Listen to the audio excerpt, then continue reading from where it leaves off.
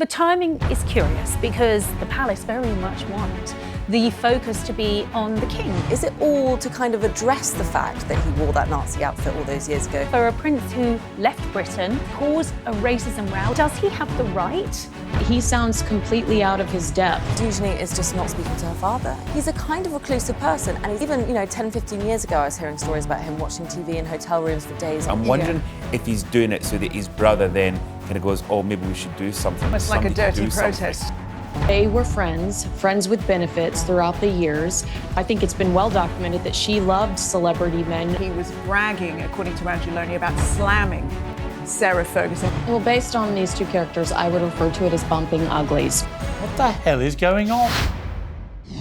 This week on The Royals Uncensored, King Charles opens Parliament in a ceremony steeped in 6 centuries of tradition. But how does he really feel when he knows the PM might be gone in about 6 hours? And from pomp to perversion, the whole world's talking about Sarah Ferguson's apparent dalliance with Diddy. But is it true? We'll give you the details as tastefully as we can, we promise. And Prince Harry, exiled this week in Disneyland, fires a broadside across the Atlantic about Britain's rising racism. I mean, fair enough, but how would he know? Well, Princess Catherine's comeback tour has thrilled crowds in Italy. We've got the inside track, including all the details on her stunning outfits. And a swift royal snub for the princesses. Did Taylor really give Beatrice and Eugenie the cold shoulder at a swanky London party? Stay with us to find out. I'm Katie Nichol. And I'm Joa Elvin, and as always, classing up the joint is our co-host and resident royal butler, Grant Harold, who has some insider insights on a subject that you will not be expecting. And this week in the studio, I'm delighted to welcome an old friend, Charlotte Griffiths. It's really lovely to have you. Thanks. Well, we're going to dive straight in with the state opening of Parliament because, well, let's be honest, none of us actually knew if the King's speech was going to go ahead. I mean, we've been in absolutely unprecedented political waters, and even my parents in Australia are like, what is going on over there? Because, we don't know what's going on. We may have a new Prime Minister before long. Well, I do know that there were 11th hour talks between Downing Street and Buckingham Palace, with the palace really just checking in that the King's speech wasn't going to become totally redundant within the space of a matter of hours. Because let's, for our overseas viewers, it's the official opening of Parliament. The King, or as it was, the Queen, gives a speech. It's not written by the monarch. It's a speech laying out what the government plans to do in the next session of Parliament. Exactly. But now we know that there's possibly going to be a leadership challenge, and we don't even know if the Prime Minister who set those rules will be the one who's actually in government. So how relevant is the King's speech going to be? And we're still in political turmoil. We still don't know what's going on. I was covering the event for BBC World News, and I did make the point to the international audience, who I think probably is perplexed by our politics, frankly, as we are. But Charlotte, you're not just tuning into an event like the state opening of Parliament for the politics.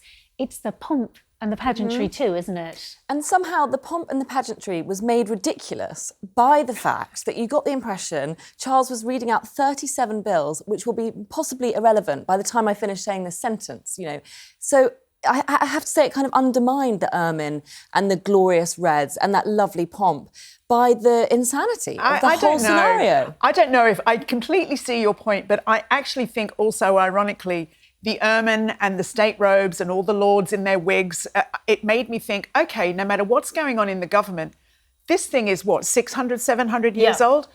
Somehow the monarchy will endure. Somehow we will get through this blip like we have all the others, and continuity will remain. Also, Jo, don't you think that at a time of such flux and transience and, frankly, uncertainty, the monarch represents continuity and stability. They are such a pillar within the fabric of our society. I think without them, we'd feel quite rudderless. I mean, I know he's not supposed to have anything to do with the government. It's a neutral monarch. But given the way he delivered so successfully that speech in Congress in America, I'm sure that there would be quite a few people going, can we just put him in charge until they've sorted all of this out? We could do worse. The other thing I thought was interesting was watching him when he was, doing the procession. We were talking this earlier on. He didn't look that happy. And I'm wondering... You're the one who would know. Well, this is the thing. Know the body language I remember so the body language it. was very much... He just looked... he just didn't look happy. And, a few people said to me, maybe it's to do with his health and things. I said, no, I don't think... I think it's quite simply, as Shat just said, that, he's reading his speech, and as you said, a lot of this will never be implemented. And I think he knows that. And he probably finds it's without getting, because he's not allowed to get involved in politics. No. But he probably is thinking this is a waste of time, a waste of his time, a waste of everyone's time. But it still goes ahead. And of course, we all love a bit of pageantry. We all enjoy seeing it. But I'm sure everybody else was. I think everyone was looking at the Prime Minister, looking at him, thinking, what is going through your head just now? I mean, are you going to go back to Downing Street and literally resign?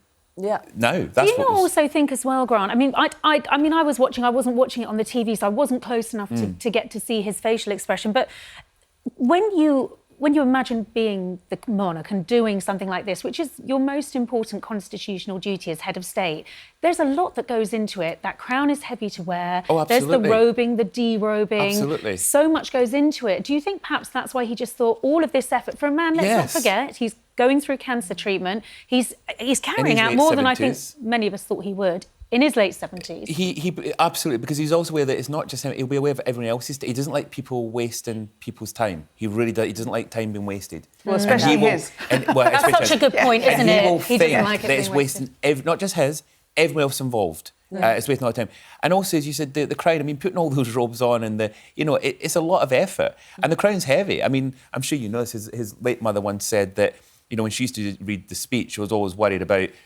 going too far forward of her head in case the crown broke her neck because it was so heavy. In fact, she used to practice, the king actually told me this many years ago, that when he used to have bath time with his sister, the queen would come in her bathrobe with the imperial crown on to get used to the weight ahead of a coronation. So heavy that it might break her neck, heavy. Did you say? But what a shame that he was, in some ways, born to do roles like this and has been training for it since childhood. Yes. And yet that occasion, it just felt really undermined by the fact that you were expecting him almost to eye roll. I swear I almost caught him eye rolling at one point. But of course, he can't possibly eye roll.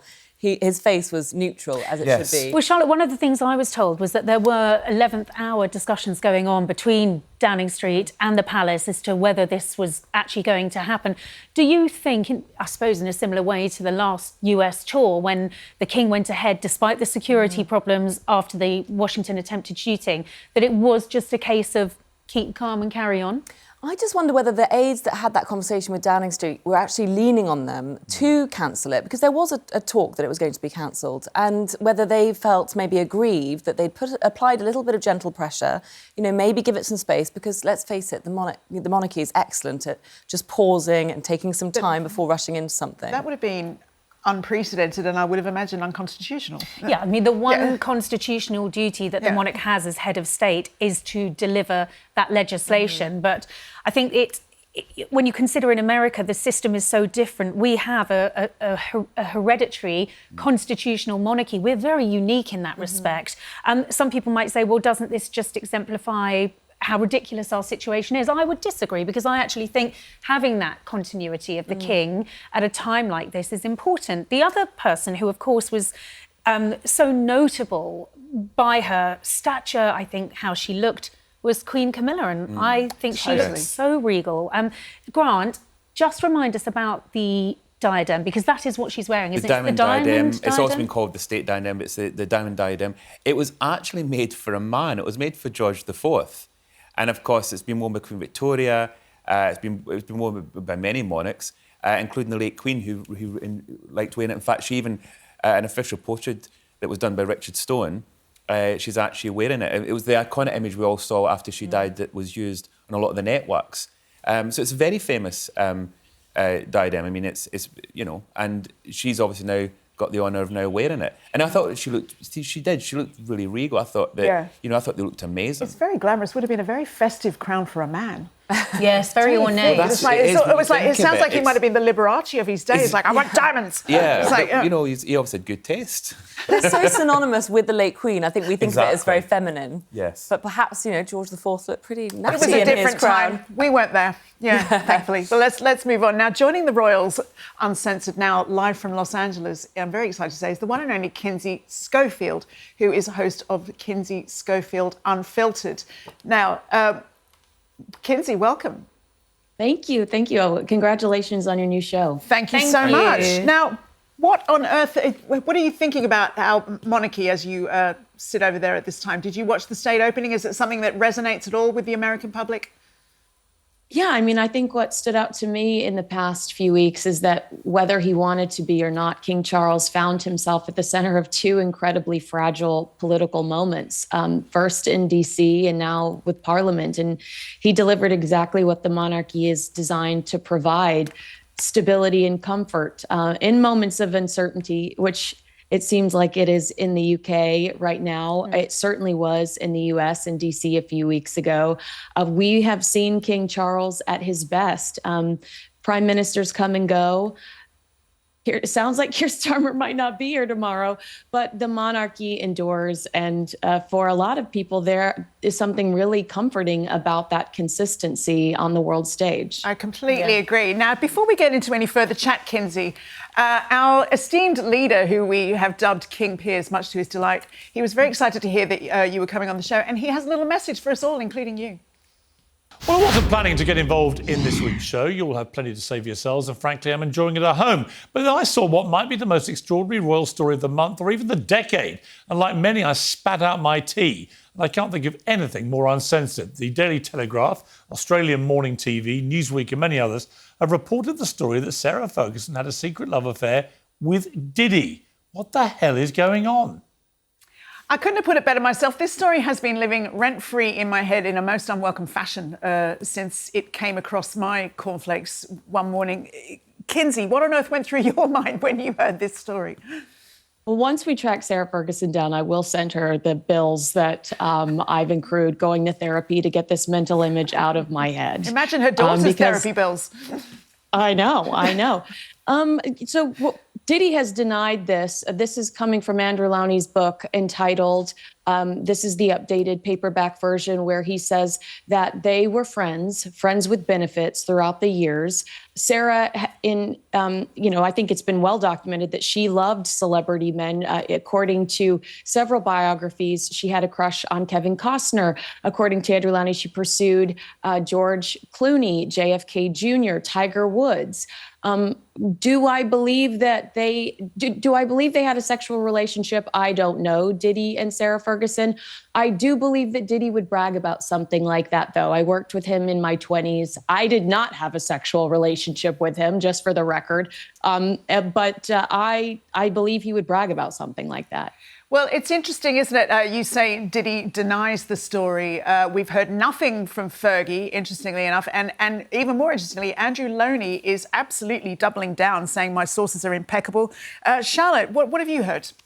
Well, actually, speaking of Eugenie and the daughters, which you mentioned earlier, I was quite horrified to read some of the coverage that said that Fergie used to take Eugenie, aged 16, to some of Diddy's famous parties, these white parties he used to have, which, of course, as we now know, descended into utter chaos. And, they were just basically X-rated. I wouldn't want a 16-year-old to be there.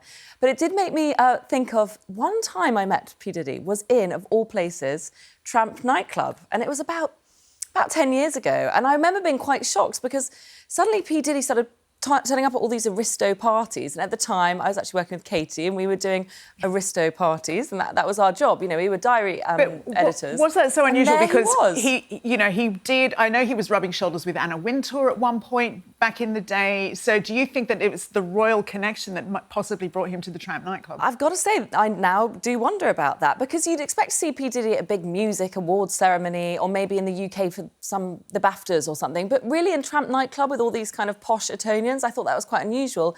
And I did wonder whether he was maybe a visitor to Mayfair quite a lot at that time, possibly even St James's Palace, where Fergie and her daughters kept an apartment. I'm just wondering what the link was there, why he fell into these Aristo circles, and now I think we have the answer. Grant, did you ever hear this story in your time working for the Royals? No, I mean, I find it almost like some sort of weird Twilight Zone, the whole, even looking at the image of the two of them, it's not out of the realms of impossibility. It just seems such a strange combination. And, but as Charlotte said, she's kind of known for like kind of showbiz lifestyle, her showbiz men. So I suppose it's possible. I just find it really hard to kind of go over. And I agree with Kinsey. I'm kind of think I need therapy for this as well. Trying to process this is so strange. It's very unroyal. Kinsey, you say you worked with Diddy. The phrase that's been upsetting us all is this idea that he was bragging, according to Andrew Lowney, about slamming Sarah Ferguson. Is that the kind of language that resonates with you about your memories of Diddy?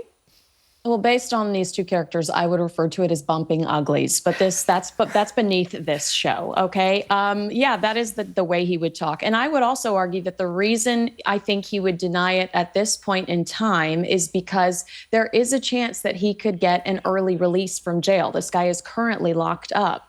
So I do think that he would want to deny this while there are potentially judges reading newspapers that could make a decision about his early release, because he doesn't want to be associated with someone associated with Jeffrey Epstein. He wants to keep that distance. So that is maybe why we're hearing from him right now and not so much Sarah Ferguson. Well, I wonder, the cynic in me wonders, Charlotte Griffiths, we keep hearing rumours that as Fergie's financial woes only deepen, that one thing on the table could possibly be a tell-all memoir. Do you think it's simply a case that she's saving it all for that?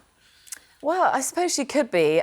I think there probably is a likelihood she'll do a memoir at this point, because I can't see where else she'd get the money from. And perhaps this is the kind of revelation. But honestly, I think even in a memoir, I can't imagine her admitting to having a sexual relationship with P. Diddy. But do you think that it just seems like another relationship that looks like it was, potentially lucrative and in line with Fergie's ambitions, doesn't it? Well, I did hear from one person after Lowney's revelation that P. Diddy used to shower her with gifts, expensive Louis Vuitton bags and watches and jewellery and things, and that she actually used to sell them in Knightsbridge at a pre-loved luxury shop. That's a rumour I've heard, but I can imagine her being attracted to that kind of P. Diddy ultra bling, ultra flashy lifestyle. So, if that's true, then I guess she was cashing in on the relationship, and it was kind of a financial benefit as well. Now, I haven't come to you yet, Katie, my dear work wife. I don't imagine you're speechless on this. What do you think? Do you believe this? I don't know. I mean, I like you, I just have not been able to get certain images out of my head. I mean, I'm listening to you all talking and thinking, will Sarah stop at anything to make money? I think no. I think, did she stop at anything to ingratiate herself within the crowd? I mean, Diddy is in disgrace now. He's in prison, but not at that time he wasn't. I remember being on a yacht with him in Cannes many years ago. Charlotte, I can't remember if you were with me, but I'm pretty sure Sarah Ferguson was on that yacht too. So the idea that she was mixing in this sort of company doesn't surprise me at all. I mean, anything that would give her a leg up or a leg over, I think she would. Katie Nicholl. Sorry, I couldn't help myself. But it doesn't surprise me. But the idea of those two being together, yes, absolutely sensational and shocking. And Kinsey, you were saying that Diddy hasn't denied it. Sorry, you were saying Diddy has denied it, but of course Sarah hasn't. Now, I don't know whether that's because she hasn't got the money at the moment to afford lawyers to do so. We'll just have to wait and see. Well, Fergie has been denying a few things recently, and she hasn't denied this. She has got some access to a spokesperson, but she's probably not paying that spokesperson. So I would have thought she would have denied it if it wasn't true. Well, it's interesting. I just want to leave you with this one detail before we move on, that in 2006, Diddy launched his perfume named Unforgivable, which he claimed he was inspired by Sarah and the way she liked a man to smell. And it's certainly, if you think about Andrew Epstein, Diddy, Prince Andrew, she likes them unforgiven. It's a good She likes them. Yeah, it's like... But anyway, we're going to move on and talk about the former prince now, because also from Andrew Lowney, there was excerpts in an updated version of the book entitled that have shed new light on what's really going on. He's reportedly spending his days in exile at Sandringham, watching golf or playing Call of Duty on a huge TV screen, which resonates to me. It sounds credible to me, because I also know one of his hobbies is there's some app you can watch aeroplanes take off and land on, and that's another big obsession of his. But then there's this detail of him, his personal hygiene suffering, not showering, hasn't seen his grandchildren in all of this time. He's kind of like, as they say, let himself go. Kinsey, what do you think? It really does seem to just be going from bad to worse. Not very edifying. I don't know what he can do right now. I mean, charity work, I think it's too soon for him to be attempting any sort of public rehabilitation. He's still under police investigation, and his reputation is deeply, deeply damaged. I really don't know what he's in a position to do. I think any organization right now would see him as a liability, not an asset. So I think he's kind of stuck in a difficult position. And maybe these are the consequences of his own actions. I hope I don't sound sympathetic. Charlotte, Andrew, do you think still basically believes he hasn't done anything wrong. And as you know, he will always, we must stress, he continues to deny any allegations of wrongdoing. What's your thoughts? I thought it was interesting in Lowney's latest update, he had a sort of first-person quote from Andrew via a friend in which he basically said, I'm innocent, I'm the most misunderstood man on the planet. So, and that sounded very like it probably was Andrew speaking via a friend. I mean, it just rang so true, it just sounded exactly like he speaks. So I think he's holed up in there feeling very sorry for himself, in victim mode.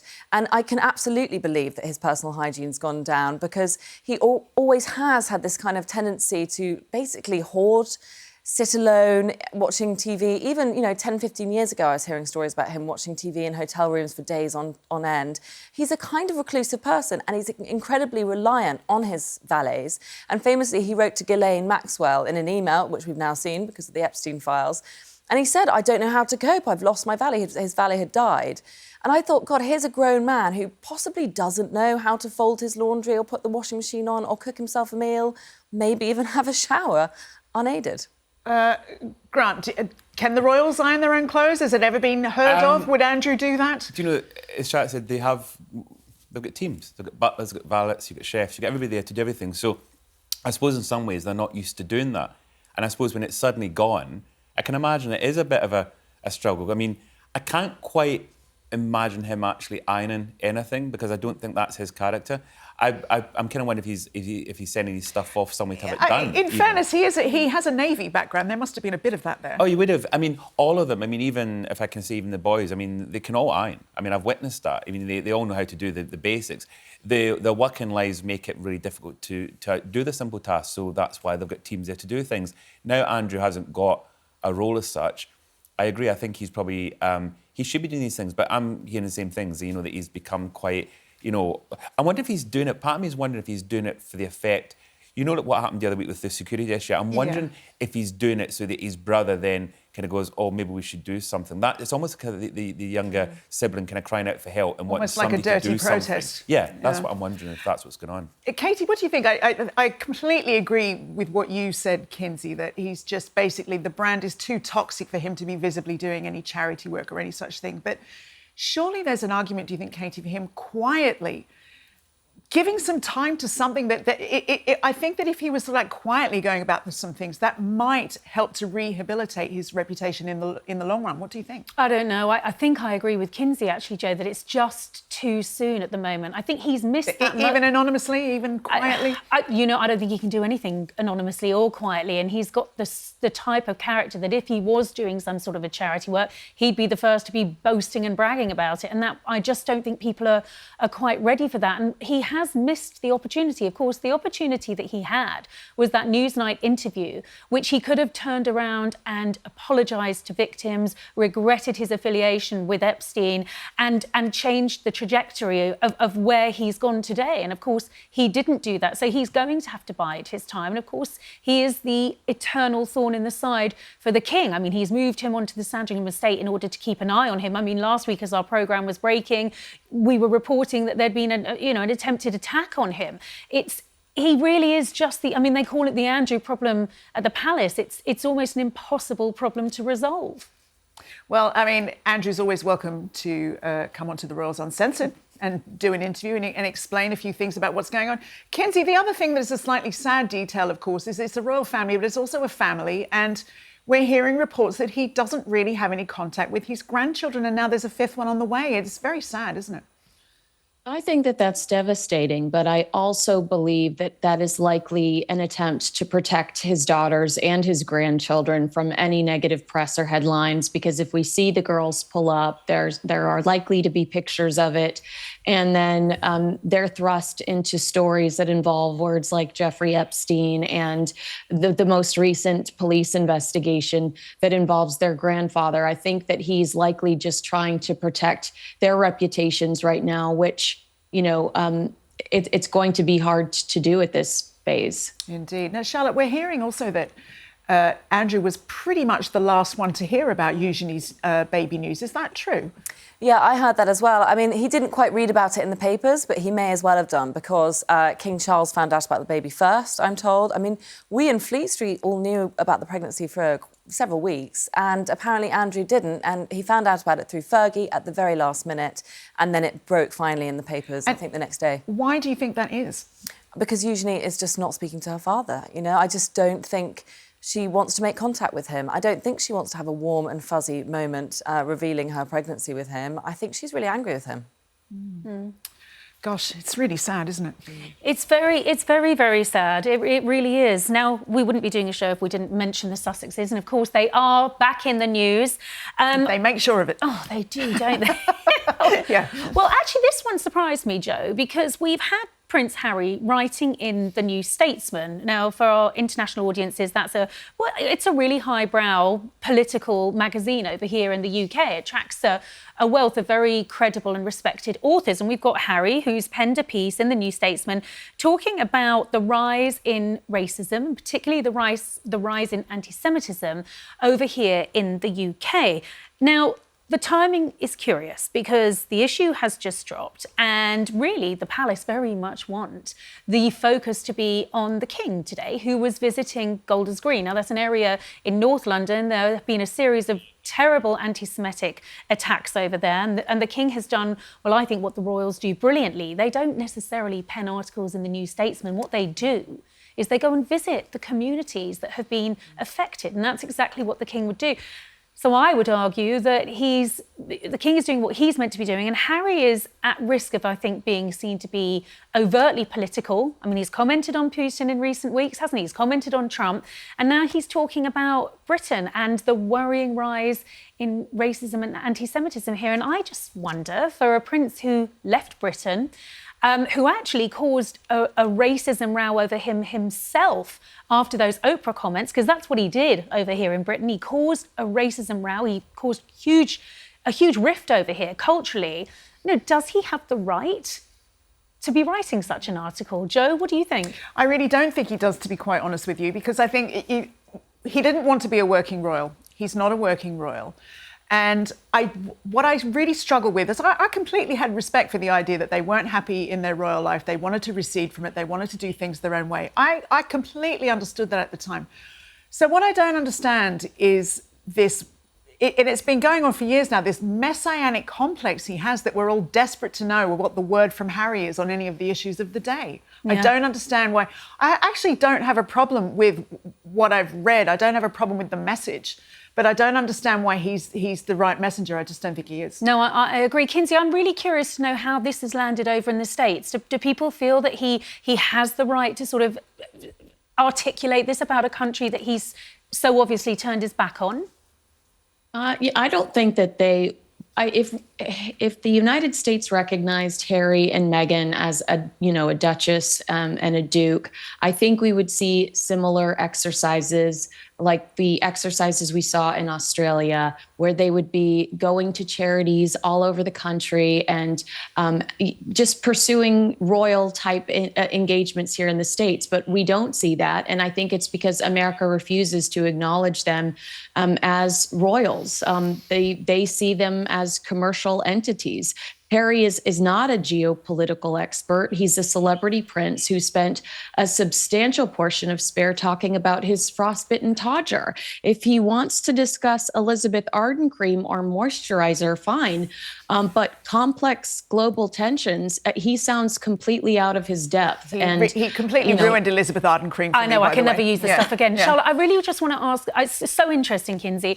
Charlotte, I just want to ask you, I think it's a bit unfair to bring out the Nazi outfit because we've all made mistakes in life. He was young, turned up in an outfit that, ended up all over the papers and well, it almost cost him his army career. We can all make mistakes. We can forgive him for that. But what do you think in terms of this article and this sort of element, like Joe says, of preachiness in the whole thing? Well, he brought up the Nazi outfit himself in this article. OK, he didn't say it in terms, but he certainly alludes to it. He said something like, we all make mistakes in the past.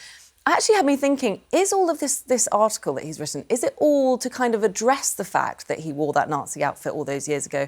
Because I cannot follow the thought process about why he would do a New Statesman article. You know, it's widely known, and he acknowledges it himself, that he's not an academic person. No, he's it's not. highly unlikely he wrote that piece himself unaided, without a royal aid or even ChatGPT. By the way, his speech to Putin, he was accused, I don't know if it's true, but he was accused of using ChatGPT to help write that script.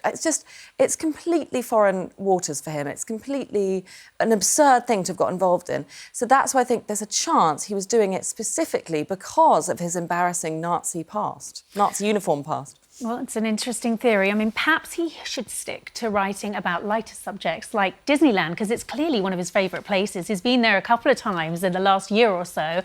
And the Duke and Duchess of Privacy were back there again, celebrating Archie and Lilibet's birthday parties. Well, not their birthday parties, because they've had those, but clearly this was a sort of birthday treat for the children, who've had 2 visits there now. And we've got some lovely pictures on Instagram of Meghan in her mini years and the children meeting the princesses at the Disney castle. It was a lovely one of Lilibet sort of being embraced in a Cinderella-style hug. Kinsey, how are these pictures going down? I mean, we didn't think we'd see so much of the children, did we? No, can I just ask everyone's opinion about this? Because I am seeing a lot of online chatter saying these pictures are not new. They wore the same they're wearing the same clothes from last year. I'm wondering if they are pulling the Princess Diana move, where Diana would wear the same clothes to the gym every day, so the paparazzi shots or the pictures wouldn't be as valuable, because the clothes are similar to their last Disney visit. And I can't understand why you would wear the same outfit. But someone spoke to People magazine. They say these pictures are new. I find the entire thing very confusing. Well, People is their go-to magazine, isn't it? So I suspect, that is probably accurate. They are new pictures. It was interesting seeing the picture of Meghan with her mother as well, Charlotte. What does that say about that relationship? Because, of course, it's the only family member, isn't it, that Meghan speaks to? Yeah, and it's the only family member whose face can be shown on the camera, because other than Harry, obviously her children can't be seen. So she wheeled out her mother. I'm sure she enjoyed spending the day with her mother, but yeah, I think she was trying to convey that kind of kissy closeness, but of course she can't do that with her children because they're not allowed to be on screen. But why do we need these pictures of them at Disneyland? Is it some sort of like influencer agreement where if you let us come to Disneyland and jump all the queues, I'll take some pictures? You have to wonder, don't you? Because they've been there a couple of times. Yeah. Oh, it's a freebie, absolutely. They did a Disneyland documentary for Hulu after their last visit, yes. Yeah, so because I'm just, having been to the happiest place on earth, who doesn't love Disneyland? I was behind the queue in the roller coaster for Penelope Cruz and Javier Bardem. There were no pictures, they were just there. They were doing it maybe they're even being paid, but I think they were doing it for the free trip myself.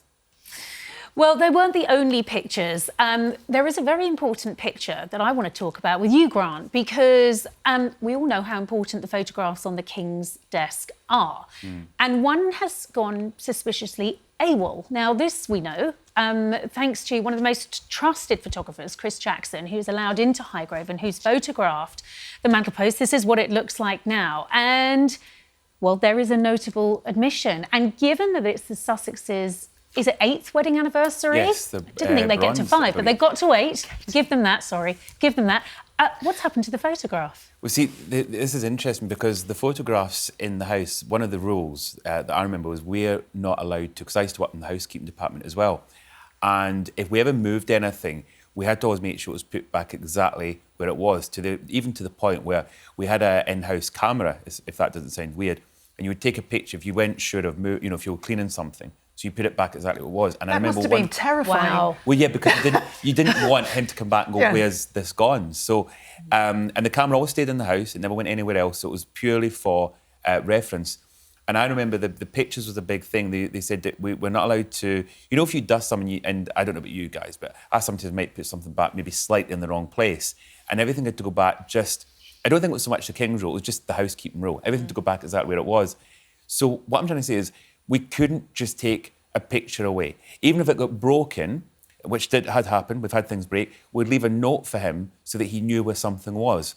The only person that could move pictures or move things round is the King himself. He's the only one that's allowed to do that. So it has to be it would have been his decision. So what does it all mean? A deliberate move is what you're saying, yeah. right? Meditated. So, Kinsey, how is that going to go down? I mean, they're obviously so keen to use their titles, cash in on the connection. We're going to speak a little bit about Harry's relationship with his father later on in the show, but how is that going to go down for them? For all the wonderful Disney pictures, the one picture that they care about is the picture of them on the King's mantelpiece, and it's not there. I think that they'll be sensitive to it. We found out that they were devastated when they were in Canada, spending the holiday season as they were plotting their Megxit exit, to see that during the Queen's speech, their photograph was not next to her on the desk. Which it's my understanding it wasn't an intentional or vindictive move. It was just the monarchy trying to show the next in line to the succession. But I do think that they'll be incredibly sensitive about this. Their feelings will be hurt. Will they lash out? I think that that's what we'll have to wait and see. They typically do. Well, I don't think Harry's going to be able to get on the phone to his father because, as we revealed in the very first episode of The Royals Uncensored, Charles isn't taking Harry's calls. But Charlotte, I just want to ask you on the significance of it being their wedding photo. And, of course, we're days away from their anniversary. I think it's brass. It's brass. Yeah, 8 years. I don't know if it's brass, but I do know it's definitely significant. And I think there is a picture of Harry on his own on the table, isn't there? And I definitely know, you know what it's like in the UK, that Christmas Day, one of the best things about Christmas Day is the Queen's speech and seeing who's made the cut, what photos are in what order. Yeah. So they will be all too aware that it's a national pastime to see what photos are out and where. So they will have known that it will get noticed by people like us, by the world, really. So I think it's a very pointed decision to remove that photo. Yeah. Wow, speaking of snubs, there's a big one happened in old London town this week, if you believe the gossip. Did Taylor Swift really snub Princesses Eugenie and Beatrice at a swanky birthday party in London? It was the birthday party for Poppy Delevingne, socialite and model and actress here. Now, the gossip columnist Rob Shooter has claimed that Taylor Swift kept her distance from the York sisters at Poppy Delevingne's 40th. Taylor Swift and her fiancé, Travis Kelce, arrived. They were among the celebrity guests. I believe Taylor was a guest of Cara Delevingne, Poppy's sister.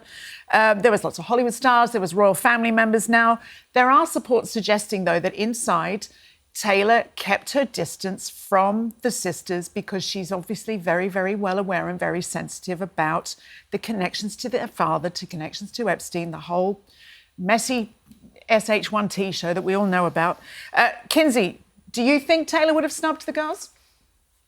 I don't think she would have considered it a snub. I mean, she has one of the most carefully managed brands in the world, and she's incredibly protective of her image and associations.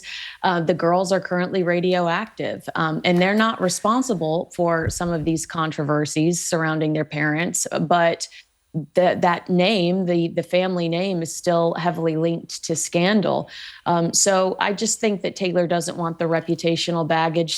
She worked so hard to distance herself from Kim Kardashian and the chaos that surrounded her in her younger years. So for someone like Taylor, whose business relies on maintaining a positive global brand, keeping a polite distance is simply the safer option. And of course, Katie, we know that Taylor does have a warm friendship with Prince William. Do you think that might have played into it in any way? I don't know. I mean, Kinsey's right. She's got such a carefully curated image and she's going to be very risk averse. So I don't know how carefully choreographed the whole thing was.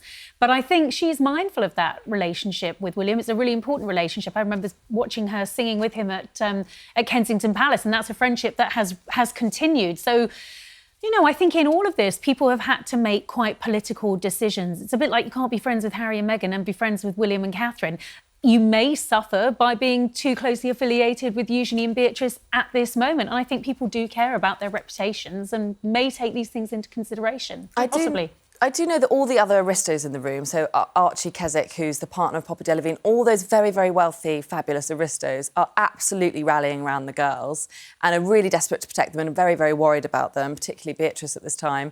But I think that made it all the more obvious when the only American in the room, the only kind of really famous showbiz person from the music industry, was the one to make sure she didn't get a picture with the girls. I thought that was telling. So tell me, because I have also heard, and it really depends who you believe, I've heard from a well-placed source inside that actually the princesses had left before Taylor arrived, and Eugenie was texting someone the next morning saying, "Oh my God, I can't believe I missed Taylor." So what's the truth? I can imagine Eugenie might have left a bit early because she is heavily pregnant. Maybe it was just a coincidence, but I just wonder whether Taylor deliberately arrived late. I'm sure the girls maybe were in the dark about her arrival, and perhaps even their friends didn't tell her tell Beatrice or Eugenie that Taylor Swift was arriving. It must have been incredibly awkward for Poppy Delevingne. I mean, Grant, it sounds to me like such a complicated minefield when you're a royal just going to a party. I mean, is there really this much thought put into the logistics and who you'll speak to and what time you'll get there and how you'll behave? How does it all work? It's always been like that. I mean, if you go back in time even to, Edward VIII, when he used to kind of go off to different clubs and things, there's always been an interest in who their friends are. And it's interesting when Kinsey mentioned earlier on about celebrity royals. I class, Harry and Meghan as celebrity royals. And there's that very fine line with the royals because they are royals. They do have friends. I mean, historically, they were always friends with aristocrats. Royals and aristocrats, they were the greatest of friends. Now, it's celebrities, which is the big change. But they've still got to be careful because, the reality is in the celebrity world, it can be a very interesting world. It can, 1 minute you're in, 1 minute you're out. And they've got to be so careful who they're associated with and who they're friends with. They've got to be so... I mean, without going into it, if you look at the King, some of his friendships over the years, some people he's got to know really well and they've ended up, on the wrong side of the law. So it's very tricky for them. It's a very fine line, and I'm sure this is something that goes through their minds all the time. Grant's so right, because the young royals, William and Harry, were not encouraged to be friends with celebrities. It's certainly not date a celebrity, and look how that's worked out with Meghan Markle. It's been a disaster. And really, they were meant to just stay in their kind of very willowy, Cotswoldsy sort of aristo sets, and that's what the Queen wanted, really, and what was usual at the time. But, of course, times have moved on, and now celebrity and royalty is all mixed up together. And a lot of the friends in the Cotswolds that I actually know have said they don't have any, well, especially with Harry, they've got no connection with him anymore, which is really sad. They've known him for years, now there's no connection. Kinsey, what do you think? What's the mood about the York princesses? Do you think that they can come back from their father's disgraces, or is it kind of like tainted for them forevermore as well? Unfortunately, I think it's mom and dad have to disappear for a while because both of the girls swept up in the Diddy story, whether it's Eugenie being invited to parties or Diddy saying he couldn't wait till both girls were of age, which was included in that piece as well. So I think that if their parents can go away and keep their mouths shut, they do have a chance to redeem themselves. And again, they haven't done anything wrong, but it is, unfortunately, public perception is guilt by association. So I do feel real sympathy for them. But I'm with you, Joe. I think that this was an easy story to write. Taylor Swift didn't hang out with them. I agree that they probably, just didn't cross paths. Well, as you agree with me, Kinsey, I'm going to say you've always been my favourite one. It's been great to have you, and I think I just wanted, before we let you go, we all need to just spend a moment. I don't think we've spent enough time really bringing in that mental image of Sarah Ferguson and P. Diddy. I just want that had to go back to I need that to be plaguing all of you the way it's plaguing me. But thank you so much, Kinsey, for joining us, and we really hope you'll join us again very soon. Thanks, Kinsey. Thank you. Okay, I'm so removing that image from my head. I won't let it happen. For a very long time. And I tell you the image I'm going to put in my head, which is the lovely image of the Princess of Wales. Oh, far more fragrant, yes. Very fragrant. Yes.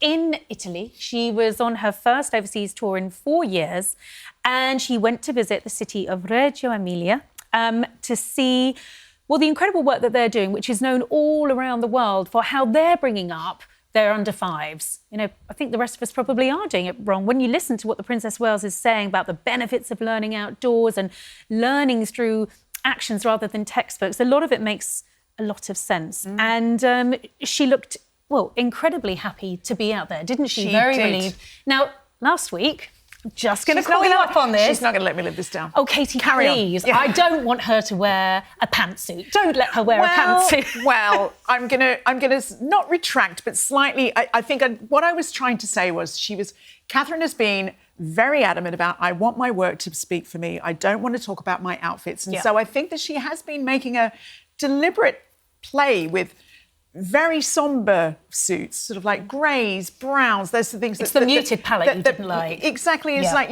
sort of making a point of, I'm not going to give you your front page colour splash. Yeah. Well, she looked absolutely magnificent. She in really her did, Edeline didn't Lee. she? She really was a bingo card of fantastic British brands, sort of like a Holland Cooper, Edeline Lee suit, Yeah. the sort of like the Kiki McDonough earrings, the Asprey handbag. She looked magnificent, and I'm sure I wasn't the only one Googling blue suits. And Charlotte, you got the memo. I got the memo yes. about Yeah. blue suits. Fabulous, A pantsuit. fabulous There's shade of nothing blue. better than a pantsuit. Well, she's really been wearing them, and actually we discussed this, didn't we, about that practical element to wearing, because you do see how she spent a lot of time crouching down. She did have a bodysuit, which I don't find that practical, but you know, No. but yeah. Maybe she didn't want anything. She wanted it to look Streamlined. flawless, and Streamlined. she Do you know all that is. crouching in a bodysuit. Do you know what's nice, though? The fact that she's such a trendsetter, isn't she, for younger people as well? And she does go for things that are not into fashion too much, but she goes for things that are Oh, affordable. come now, Grant. Look at your. I try. You're I do rocking try. those socks. Yeah, it's almost the socks Yeah, with Grant, yeah, isn't yeah. it? Socks that's the socks that Fabulous. most focused on Yeah. the ties. But no, she goes for things that everybody can get to, you know, that's available. And I think that's Well, what's really... it's about a £3,000 suit, but I'm sure Maybe we'll be not able to that. find some great. Maybe not Zara, that. Zara will be doing Yeah. a knockoff. Now, these are pictures from today, and she's gone for a more neutral palette. It's gorgeous. You know, and it's a pretty skirt. She really does look lovely. I mean, I think she's not doing. Definitely, that pantsuit was knockout, right? And this is perhaps a return to those more muted colours Well, where we're focusing on what she's doing. And the blazer is Blase Milano, so a nice nod to Italian design. That was lovely. Yeah. That was Yeah. lovely. And they do that, don't they? They sort of don't need to say anything about the host nation, but a great way to pay tribute to them is to Absolutely. wear an Italian designer. And it was all very apt that this was about schools and about the early learning years. She used it to launch the international arm to her early years foundation. So we're clearly going to see her, I think, travelling around the world and learning more, because she's fascinated by the whole learning element of how other countries are educating under fives.